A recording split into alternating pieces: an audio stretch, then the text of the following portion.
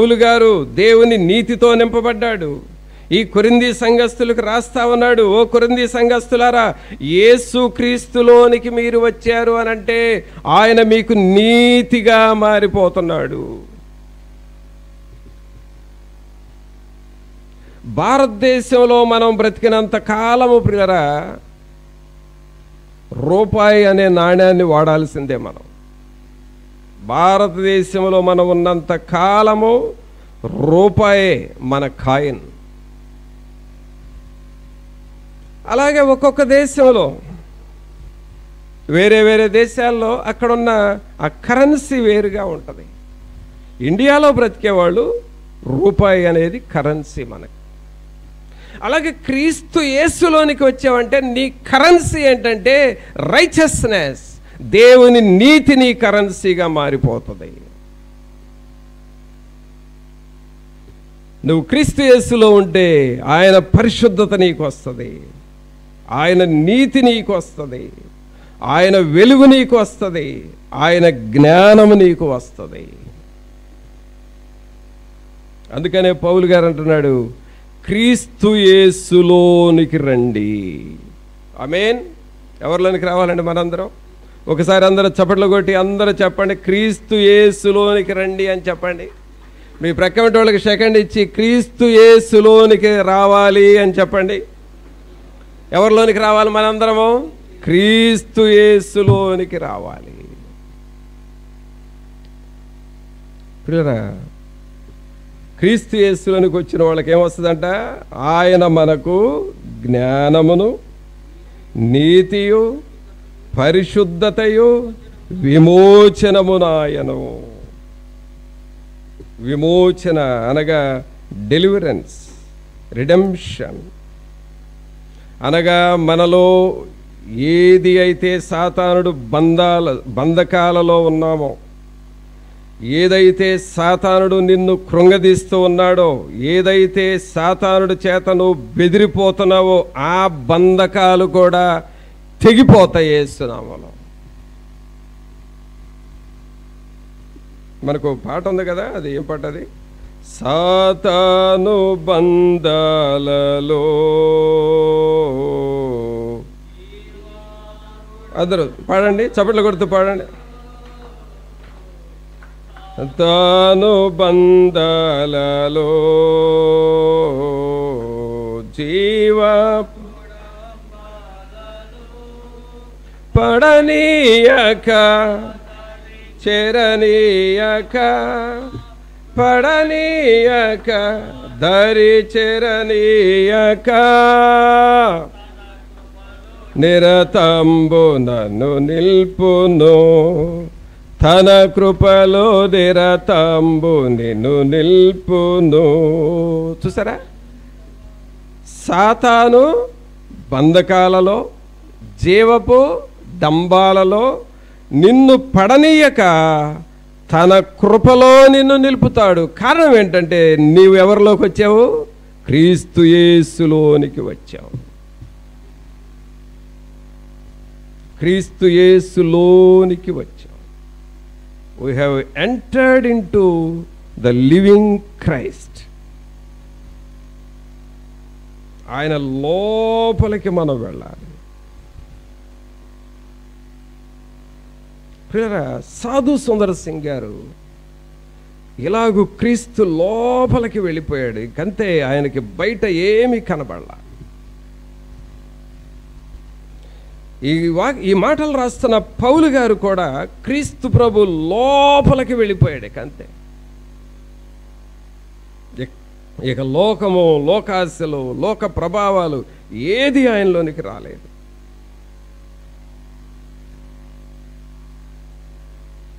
ఒక దైవజనుడు ఉన్నాడు పిల్లరా, ఆయన పేరు సెరీస్ మొరుల్లో. సెరీస్ మొరుల్లో. ఆయన ప్రపంచ ప్రఖ్యాతిగాంచిన దైవజనుడు. ఆయన ఎక్కడ మీటింగ్స్ పెట్టినా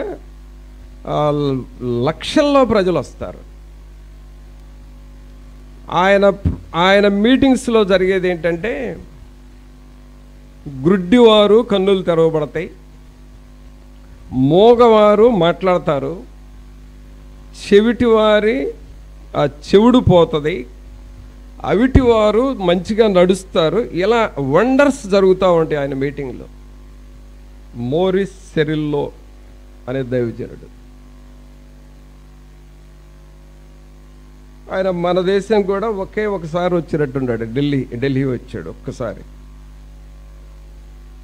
అయితే ఈయన ఎంత గొప్పవాడుగా ఉంటున్నాడు, ఈయన పరిస్థితి ఏంటో మేము చూస్తామని చెప్పి ఆయన మీటింగ్కి 300 మంది మాంత్రికులు వచ్చారంట. అందరూ కలిసి మాట్లాడుకొని ఎలాగైనా ఈయన మీటింగ్ని డిస్టర్బ్ చేయాలి, మనం మనకున్న శక్తుల్ని ఈయన మీదకి పంపిద్దాం, ఈయన మీటింగ్ ఎలా చేస్తాడో అని చెప్పి 300 మంది అక్కడక్కడ ఉన్న వాళ్ళందరూ ఒక టీమ్గా మాట్లాడుకొని 300 మంది కలిసి వారి మాంత్రిక విద్యలు ఆయన మీద ప్రయోగించడానికి ఈయన ఎక్కడైతే గ్రౌండ్లో మీటింగ్ పెడుతున్నాడో ఆ మీటింగ్లోనే 300 మంది వచ్చి కూర్చున్నారు.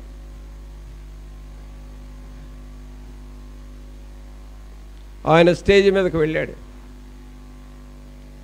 దేవుని వాక్యం చెబుతా ఉన్నాడు, ప్రార్థన చేస్తున్నాడు. ఆయన నోరు తెరవనీయకూడదని నోటి మీద ఒక మంత్రం వేస్తున్నారు, ఆయన చెయ్యి ఎత్తకూడదని చెయ్యి మీద ఒక మంత్రం వేస్తున్నారు, ఆయన అవయవాలన్నిటి మీద ఈ 300 మంది మంత్రజ్ఞులు కొన్ని సాతాను శక్తులను వదులుతూ ఉన్నారు. ఇవన్నీ ఆ స్టేజ్ దాకా వెళ్ళి ఆ దేవదూతలను చూసి భయపడిపోయి ఆయన చుట్టూ గొప్ప వెలుగు ఉన్నది, మేమేమీ చేయలేమని చెప్పి మరలా వీళ్ళ దగ్గరకు వచ్చేసి వీళ్ళనే ఒత్తిడి చేస్తూ ఉన్నాయి.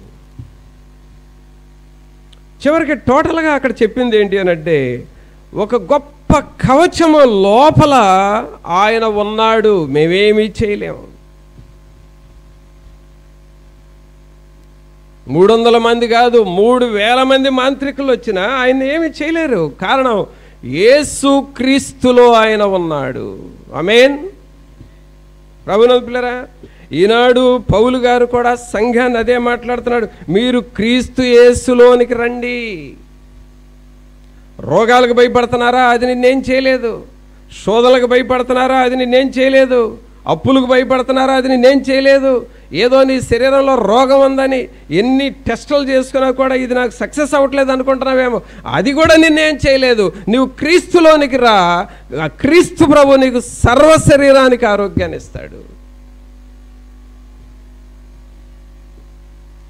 ఆయన నీకు జ్ఞానమై ఉన్నాడు, ఆయన నీకు నీతి అయి ఉన్నాడు, ఆయన నీకు పరిశుద్ధత అయి ఉన్నాడు, ఆయన నీకు విమోచన అయి ఉన్నాడు. మరి అలాగూ క్రీస్తులోనికి మనం వెళదామా? ఆదివారం ప్రార్థన అంటే పిల్లరా, పాటలు పాడుకొని వాక్యం చెబితే విని ముగించుకొని వెళ్ళిపోయేది కాదు. ఇది it is not at all Sunday worship. పాటలు పాడటానికి వాక్యం వినటానికి అలవాటు పడే నీ జీవితము డెడ్ లైఫ్, మృత జీవితం. అది క్రీస్తు యేసులోనికి రావటం ఏమిటంటే, నీ హృదయము దేవునిలో ఉప్పొంగుతా ఉంటుంది, నీ హృదయము దేవునిలో పరవశిస్తూ ఉంటుంది, నీ హృదయము దావీదులాగా నాట్యమాడుతూ ఉంటుంది. పరిశుద్ధాత్ముడు నిన్ను తాగుతూ ఉంటాడు, నువ్వు కదులుతూ ఉంటావు. సముద్రం మీద అలలు కదిలిన రీతిగా దేవుని ఆత్మ అలలు అలలుగా నిన్ను తాగుతూ ఉంటాడు. అది క్రీస్తులోనికి రావటము.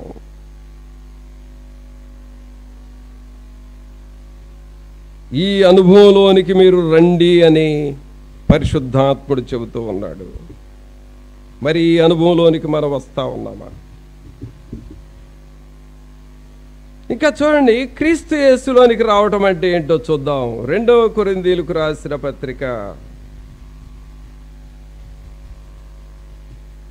2వ కొరింథీయులకు రాసిన పత్రిక 4వ అధ్యాయము 2వ కొరింథీ 4వ అధ్యాయము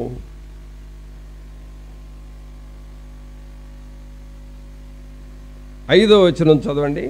5. అంధకారములో నుండి, అందరూ చెప్పండి ఈ మాటలు, అంధకారములో నుండి వెలుగు ప్రకాశించునుగాక.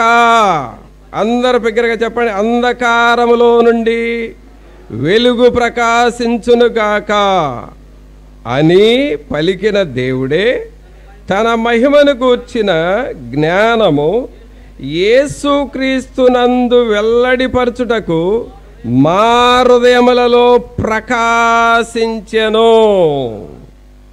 బా, ఎలాంటి మెలోడియస్ మాటలు పిల్లలు ఇవన్నీ. ఇక్కడ విషయం ఏంటంటే, దేవుని వెలుగు మన హృదయములో ప్రకాశిస్తూ ఉంటుంది. దేవుని వెలుగు. ఏ వెలుగు అంటే అది? దేవుని వెలుగు. అంటే నీ హృదయములో దేవుని వెలుగు ప్రకాశిస్తూ ఉంటుంది. యెహోవా నాకు వెలుగాయే, యెహోవా నాకు రక్షణయే, నా ప్రాణ దుర్గమయే, నేను ఎవరికి ఎన్నడూ భయపడను, నేను ఎవరికి ఎన్నడూ భయపడను, యెహోవా నాకు వెలుగాయే, యెహోవా నాకు రక్షణయే. ఇక్కడ ఈ పౌలు గారు ఈ కొరింథీ సంఘస్థులకి ఏమంటున్నాడంటే, ఓ కొరింథీ సంఘస్థులారా, యేసుక్రీస్తునందు వెల్లడిపరచుటకు మా హృదయములలో ప్రకాశించనగా దేవుని వెలుగు మీ హృదయాల్లోనికి వస్తుంది. అంటే దేవుని లోపలికి వచ్చామంటే మనలోనికి దేవుని వెలుగు వస్తుంది. దేవుని వెలుగు అంటే ఏంటంటే, ఆ వెలుగు నీకు పరలోకాన్ని చూపిస్తూ ఉంటుంది.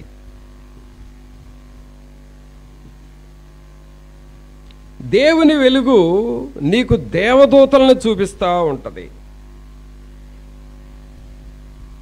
దేవుని వెలుగు ఆత్మలను రక్షించాలి, వారిని దేవుని యొద్దకు నడిపించాలి అనే మనస్సు నీకు ఇస్తుంది. యోహోను గురించి రాయబడి ఉన్న మాట ఏమిటంటే, అతడు మండుచు ప్రకాశించుచున్న దీపము. అంటే యోహోను దేవుని వెలుగుతో నింపబడిపోయాడు. అతడు మండుచు ప్రకాశించుచున్న దీపము. ఎప్పుడు చూసినా దేవుని ఆత్మ ఆయనలో ఒక వెలుగులాగా ఉంటుంది. ప్రభునందు పిల్లరా, దేవునిలోనికి రావటం అంటే చాలా పెద్ద ఆశీర్వాదాలు ఉన్నాయి. కానీ మనము దేవుని అంచునే ఉండిపోయాం. దేవుని లోపలికి కూడా వెళ్ళాం, ఇంకా మనం అంచునే ఉండిపోయాం.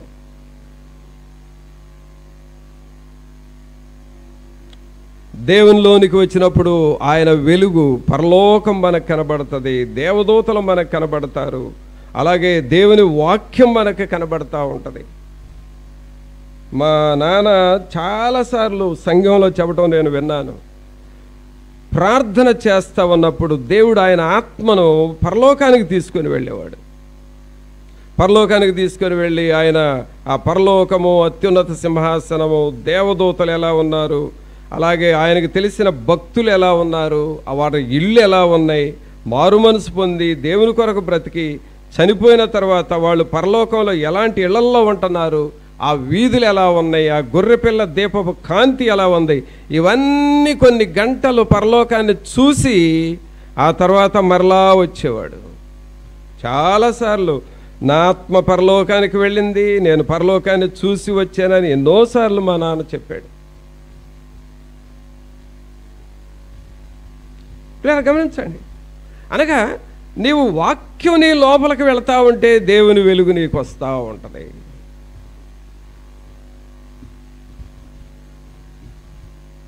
దేవుని వెలుగు నీలో ఉంది అనే దానికి గుర్తు ప్రభువులో ఆనందిస్తావు. దేవదూతల కలలు నీకు వస్తాయి. అలాగే దేవుని గురించిన ఆశలు నీకు వస్తాయి. పరలోకాన్ని గురించిన ఆశలు నీకు వస్తాయి. దేవుని కొరకు ప్రయాసపడాలనే మనస్సు నీకు వస్తుంది. దేవుని వెలుగు నీలోనికి వచ్చిందనే దానికి గుర్తు ఏమిటంటే నీ ఆత్మను గురించి నువ్వు ఆలోచించుకుంటావు. అసలు నా ఆత్మ ఏమిటి, నా కండిషన్ ఏంటి, ఇంతకాలం నుండి ప్రార్థనకు వస్తున్నానే నేనేంటి, అసలు నేను మారుమనసు పొందానా, బాప్తిసం తీసుకున్నానా, నేను దేవునిలో ఉన్నానా లేదా, ఒకవేళ నా జీవితం సడన్గా చనిపోతే పరలోకానికి వెళ్ళటానికి నేను సిద్ధంగా ఉన్నానా లేదా, నిన్ను నువ్వు చెక్ చేసుకుంటా ఉంటావు. అది దేవుని వెలుగు నీలోనికి వచ్చింది అనే దానికి గుర్తు. దేవుని వెలుగు నీలోనికి వచ్చిన దానికి గుర్తు ఏమిటంటే ఒంటరిగా దేవునితో గడపాలి అని అనిపిస్తుంది. ఆ ఇంట్రెస్ట్ నీకు వస్తుంది. లోన్లీ ప్రేయర్, బైబిల్ తీసుకొని పాటల పుస్తకం తీసుకొని లోన్లీగా వెళ్ళి ఒక పగలంతా దేవునితో గడుపుదామనే మనసు వస్తుంది.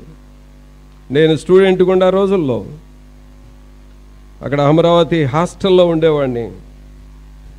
సండే ప్రేయర్కి వెళ్ళేవాడిని. వచ్చిన దగ్గర నుండి మిగిలిన యూత్ యవనస్తులందరూ రూమ్స్లో పిచ్చాపాటి కబుర్లు చెప్పుకుంటా ఉంటే నేను ఒక పాటల పుస్తకం బైబిల్ తీసుకునేవాడిని. ఆ రోజు సండే చెప్పిన మెసేజ్ రాసుకున్న నోట్స్ తీసుకునేవాడిని. గ్రౌండ్కి వెళ్ళేవాడిని. బైబిల్ చదవటం, పాటలు పాడటం, ఆ రోజు చెప్పిన మెసేజ్ చదవటం, ఆ మెసేజ్ని ధ్యానం చేసుకోవటం, మరలా పాటలు పాడటం, బైబిల్ చదవటం, ప్రార్థన చేయటం.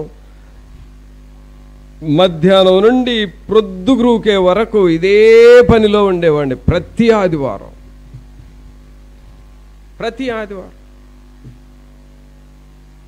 ఇలాగూ ప్రతి ఆదివారము అన్ని సంవత్సరాలు అలాగూ చేయగా దేవుని వాక్యము నా హృదయంలో ప్రకాశమానమైన వెలుగుగా మారిపోయింది.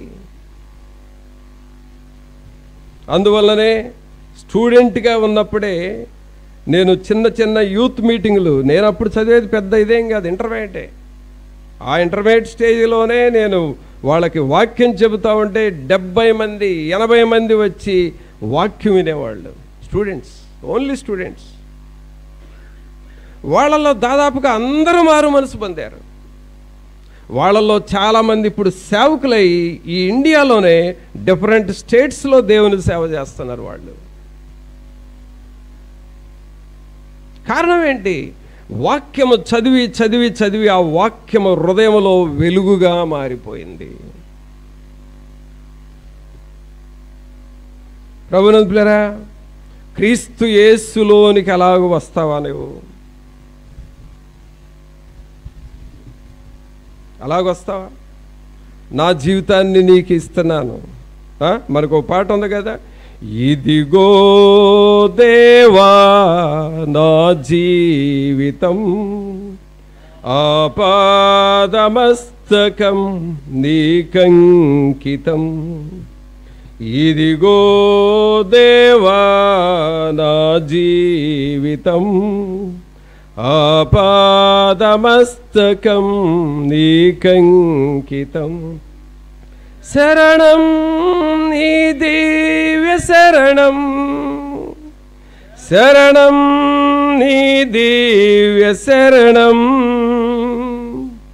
శరణం నీ దివ్య శరణం,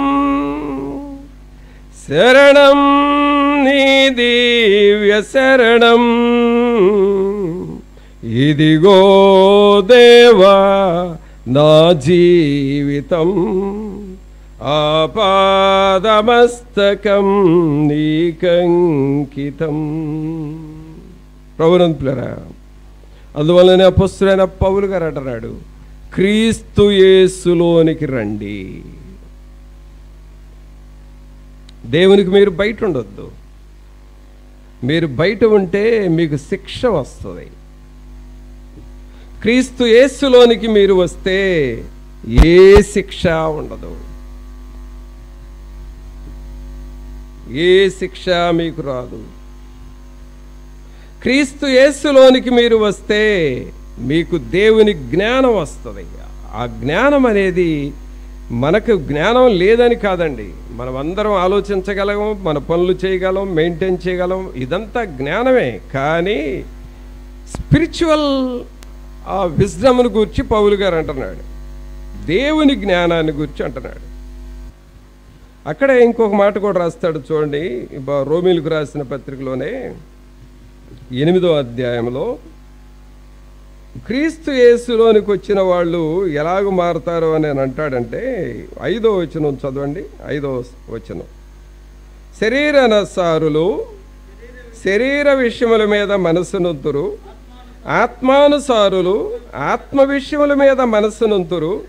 శరీరానుసారమైన మనస్సు మరణము, ఆత్మానుసారమైన మనస్సు జీవమును సమాధానమునై ఉన్నది. ఏమొస్తుంది మనలోనికి? జీవము. ప్రభు అంటున్నాడు, నేను జీవమిచ్చుటకును ఆ జీవము సమృద్ధిగా ఇవ్వటానికి వచ్చాను, నీకు జీవం ఇస్తాను, నీకు సమాధానం ఇస్తాను. నేనిచ్చే జీవము, నేనిచ్చే సమాధానం, అది నీకెంతో ఆశీర్వాదకరంగా ఉంటుంది. మరి నువ్వు నాలోనికి వస్తావా? క్రీస్తు యేసులోనికి మనం వెళదామా? ప్రియరా, దేవుణ్ణి మీరు బయట ఉండి కొన్ని సంవత్సరాలను చూసినా పెద్దగా మీరు ఫలించరు, దేవుళ్ళు ఎదగలేరు. లోపలికి వెళ్ళాలి. We must enter into Christ. క్రీస్తు లోపలికి మనం వెళ్ళాలి. సమరయ స్త్రీ లోపలికి వెళ్ళింది, పౌలు గారు లోపలికి వెళ్ళాడు, పేతురు లోపలికి వెళ్ళాడు, యాకోబు లోపలికి వెళ్ళాడు, యోహాను లోపలికి వెళ్ళాడు. అందువల్లనే వీళ్ళు గొప్ప గొప్పవి సాధించారు. సాధు సుందర్ సింగ్ గారు క్రీస్తులో లోపలికి వెళ్ళాడు. ఇందాక నేను చెప్పాను చూడండి, మోరిస్ సెరిల్లో అనే దైవజనుడు, ఆయన క్రీస్తులో లోపలికి వెళ్ళిపోయాడు. అందువల్లనే గొప్పవి సాధించారు. అలాగూ క్రీస్తు యేసునందులోనికి వెళదామా మనం? క్రీస్తును నువ్వు అలాగ అనుభవిస్తావా? క్రీస్తులో ఉన్న జీవము, క్రీస్తులో ఉన్న సమాధానము నువ్వు అనుభవిస్తావా?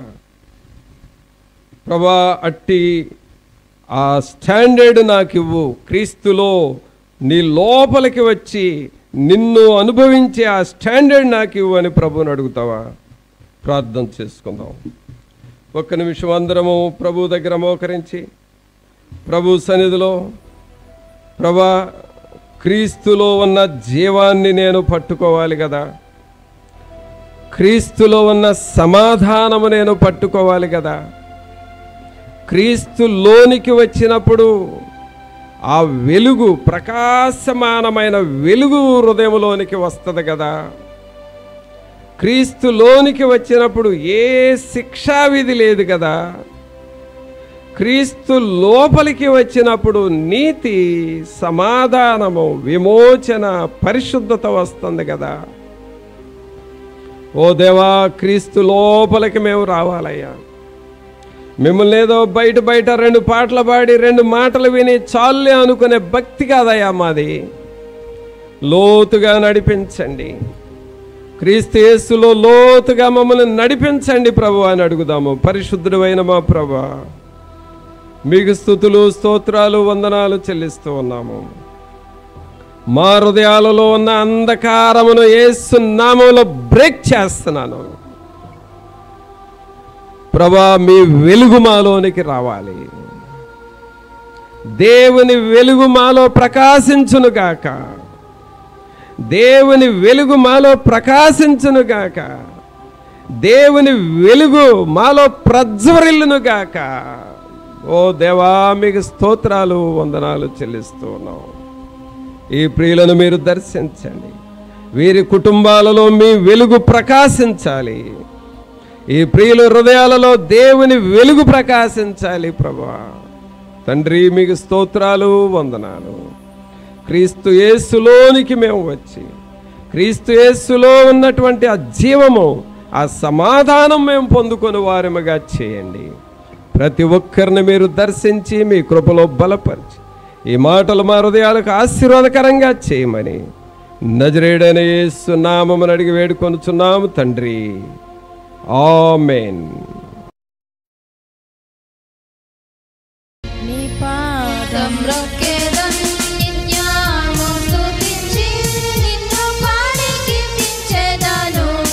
యేసయ్యా నీ ప్రేమ పొంగుచున్నది, యేసయ్యా నీ ప్రేమ పొంగుచున్నది.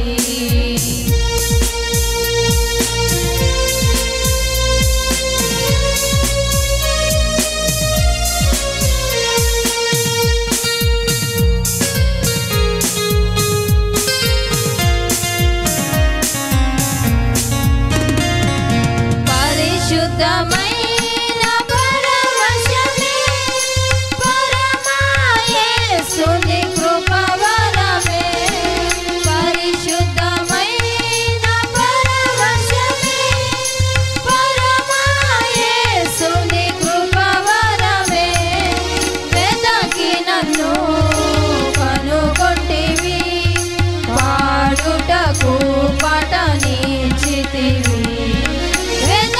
నన్ను కనుగొంటివి, పాడుటకు పటనిచ్చితివి. నీ పాదం మృక్కెదం నిత్యము స్తుతించి నిన్ను పాడి కీర్తించెదను. యేసయ్యా నీ ప్రేమ పొంగుచున్నది, యేసయ్యా నీ ప్రేమ పొంగుచున్నది.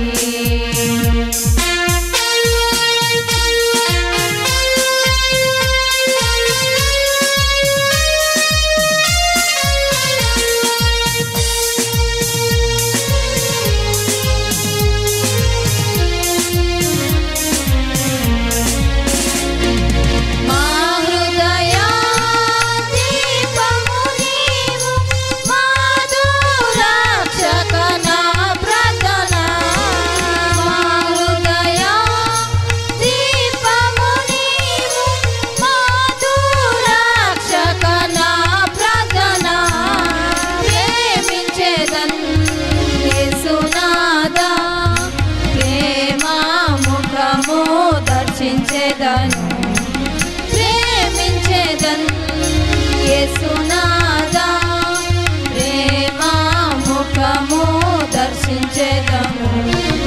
నీ పాదం మృక్కెదం నిత్యము స్తుతించి నిన్ను పాడి కీర్తించెదను.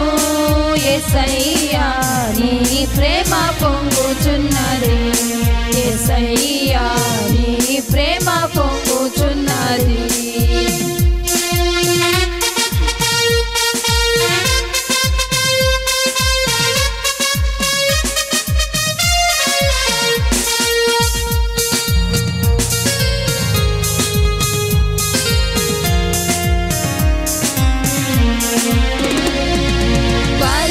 పరిశుద్ధమైన కీర్తికును ప్రకాశమైన శిఖరముపై, పరిశుద్ధమైన కీర్తికును ప్రకాశమైన శిఖరముపై శీఘ్రముగా చేర్చెదవు. సియోనులో నిన్ను కీర్తించెదను, శీఘ్రముగా చేర్చెదవు. సియోనులో నిన్ను కీర్తించెదను. నీ పాదం మృక్కెదం నిత్యము స్తుతించి నిన్ను పాడి కీర్తించెదను. యేసయ్యా నీ ప్రేమ పొంగుచున్నది, యేసయ్యా